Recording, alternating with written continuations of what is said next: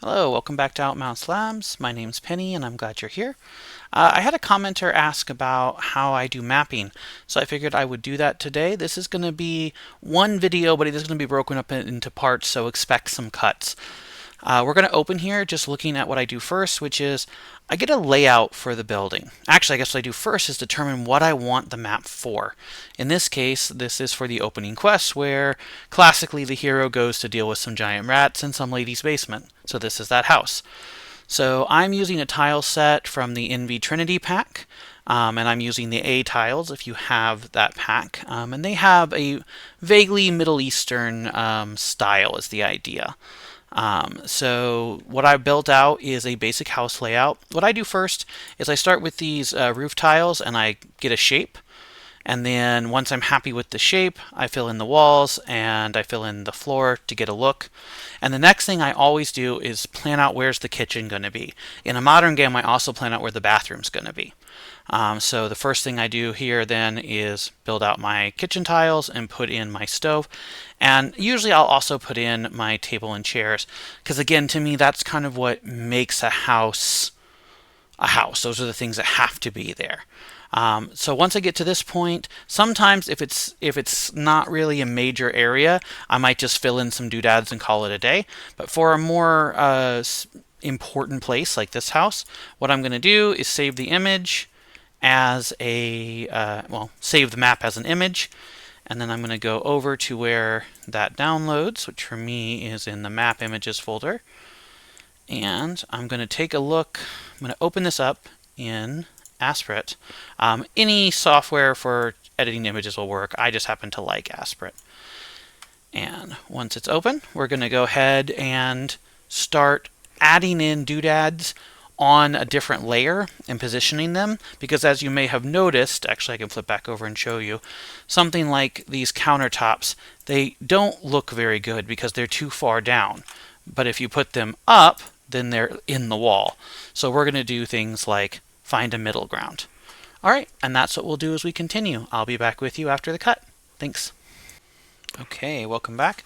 So, a couple things have changed since I last saw you. What I've done is I've started putting in the details. So the way I do this is I open up all of the tile sets that I'm going to use. So I have the inside from the Trinity A, and the inside from the Trinity B, and the outside from the Trinity A. Then I have the map that I saved earlier, the image of the map I saved. And then I have what is going to be the list, the tile edits that I make. This will be my own personal tile set. So over here, the first thing I've done is I have made some layers. So here's the original image, and then the furniture that I'm adding, and then there'll be some items too in a little bit. So that way, when I'm ready, I can turn off the original image and save all these tiles in the space that I want them to be in. I've also turned on a grid. Right now I have it to 24 by 24 because I am going to shrink this water bucket. I've always found the default bucket to be too big. So by turning it to 24 by 24, I can fix it so that it looks the way I want it to look. I also like to have it be closer to like where it would actually be sitting potentially. And that's up against the wall here, so I'm going to split it between two tiles, and there we go. I think that looks much nicer than the sort of giant barrel down in the center. Now this planter, I used a technique called clumping. So to make it, I'll actually show you over here. What I did was I went to the outside C. Outside C, where are you? Or outside, there we go. And I grabbed this guy. And I just added it temporarily to here. Then I went over to, I think it is inside C. Yeah, inside C, and I grabbed this bucket. And then I brought it over here as well. And placed it. Then I took the plant, I put it on a temporary layer, and moved it down so that I can get it however I'd like it. So that looks pretty good. And then I flattened out the extra layer, and now I have a single object. And then as you can see, I put that object between two tiles. So now I have a plant in a planter. That easy. All right. That out of the way, I'm going to keep mapping a little bit. Let's see, I'll go ahead and start some music because I'm probably going to be pretty quiet while I'm doing that.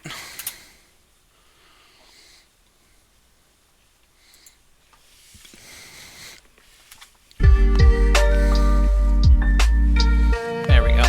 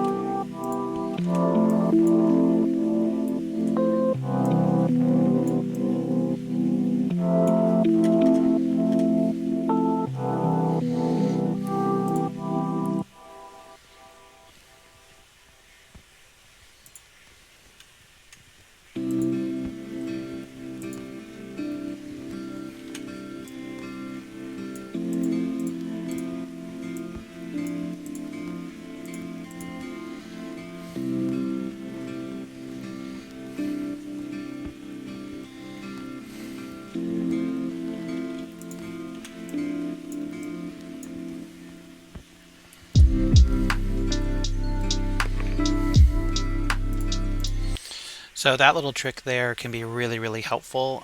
You can take those, what you call it? They can take those picture frames and turn them into just anything you would want. Any other tile can become a picture, which is really, really nice. I don't remember where I learned that. I did learn that from somebody else. It may have been Level Up Design.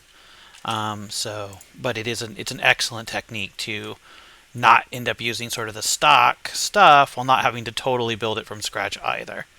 See, doesn't that look nice? All right. Okay, and there we go. Perfect.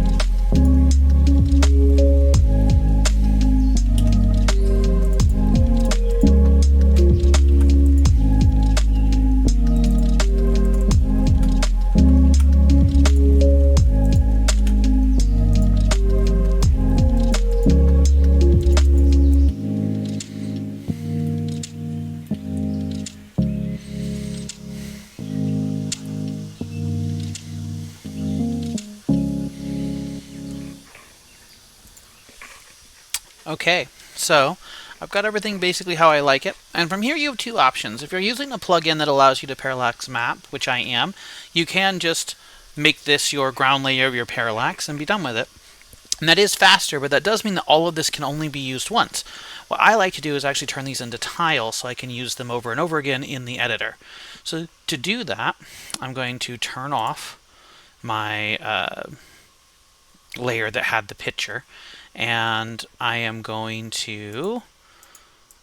up using the items layer, which is fine. So we're just going to go ahead and remove that, just to make sure I don't, put it in the wrong place. And these ones, I'm going to go ahead and copy.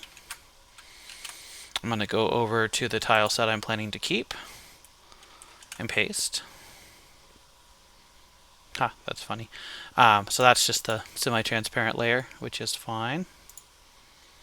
And we're going to go ahead and place you. Boop, boop. And we're just going to put it on the grid now. This one, I believe, was right where it needed to be. Yep. Then we're going to go back to our furniture layer. The furniture layer is a bit harder because you have to maintain where it's at in between the 48 by 48 tiles. So again, I'm going to hit Control A, Control C. I'm going to go over, and I'm going to paste it in. And what we're going to do is we're going to take it all the way over and match up the side. And we're going to take a look around and see if there's anything that we want to move over. Just remembering that we have to maintain that spacing. So for instance, these ones here, get out of here, can be moved over.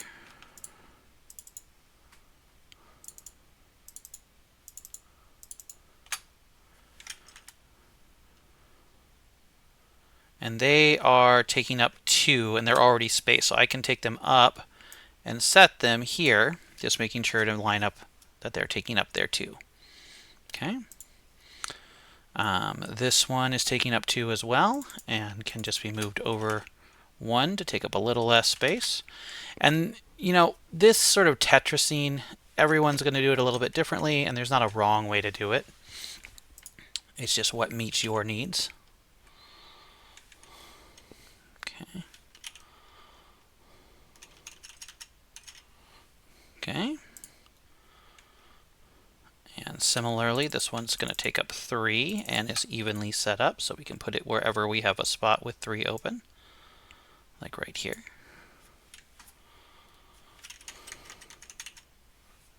There we go. And then this one is 2 and set where we want it. So we can put it wherever we have a slot with 2, like right here. And then this combination takes up 3. So we'll move him over to, let's say, right here. And there we go. We have consolidated our tile set, and we have all of our custom edited tiles ready to go. We are going to go ahead and hit save. Currently this is a PNG, so we're good to go there. We're going to go into our editor, go here, go to Tilesets, go to A inside, which is the one I am in. And I already have one custom tile set actually here. And then we're going to add another. And you can combine these. It's up to you. Bing. I'm going to hit apply. We're going to go over to the tile, and now we're just going to set whether you can walk through it or not, and what those conditions are. I usually like to only mark the top of any multi-tile as not walk-through at first. Sometimes I have to change that, but that often means that the character can appear to walk up to it, which is nice.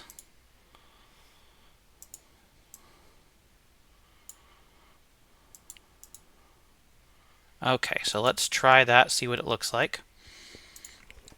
We're going to go to our new E, and we're just going to place them where we would have had them. Oh, I might have had an error there. Yeah, look at that. That's okay. since I'm doing it in that fashion, it does work out. But I might later on want to go back and change that in case I don't always want to have that in the picture. Okay, put that where it goes, and this where it was at, and this where it was at, and this, and oh, actually, it's interesting. I seem to have two of these.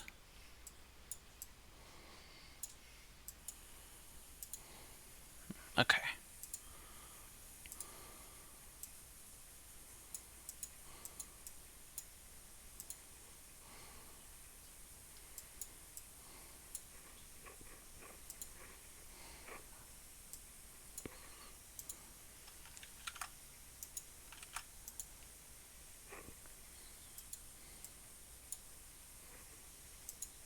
Okay, and now we've rebuilt. If you go and look at our sort of test map, there you go. It looks pretty much the same as it should. I'm wondering what's going on with this, though. This is, I think what I need to do here is go over here and make a couple of quick adjustments to the where stuff is sitting.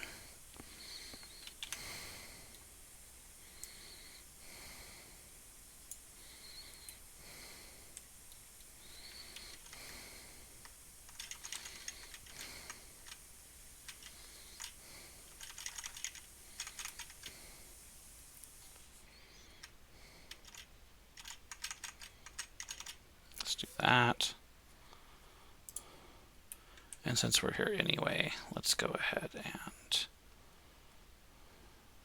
move this guy as well.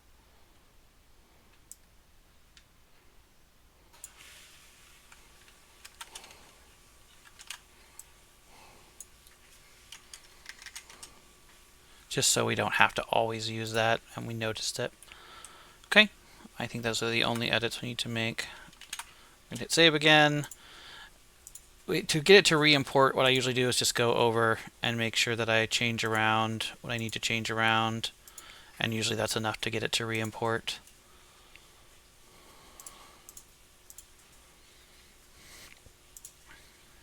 Okay, that should do it.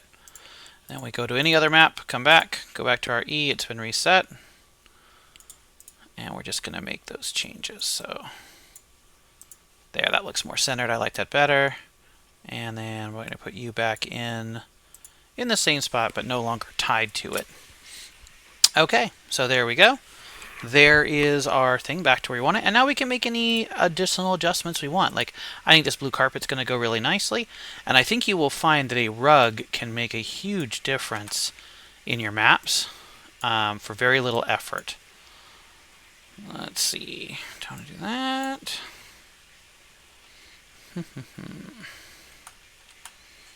Not sure. Let's do one here. Yeah, let's do that for sure. And then we might do actually is go here and put the rug under the bed. Take a look at that. Yeah, that looks pretty good. I might even. And then anything else we want to add to this?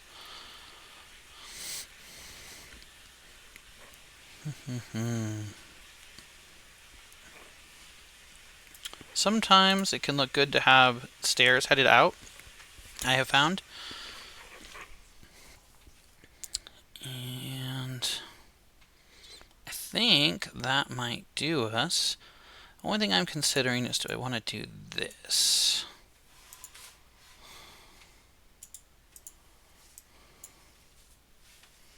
Well, no, I don't, because then it would block that off entirely. So sometimes you just kind of got to look and see what looks better, and it can really vary which way it ends up going.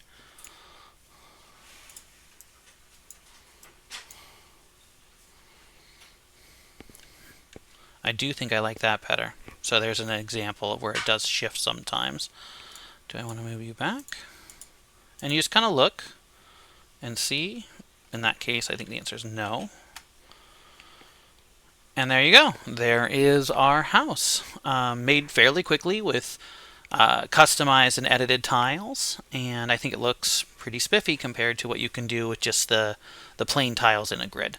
The only thing we didn't add is, since they are going to be going down into the basement, we do need to have a staircase, which I think could live right there. And there it is. I'm going to go ahead and cut it off here for now. Hopefully this was helpful, and I will see you in the next one. Please consider liking and subscribing, and happy game making.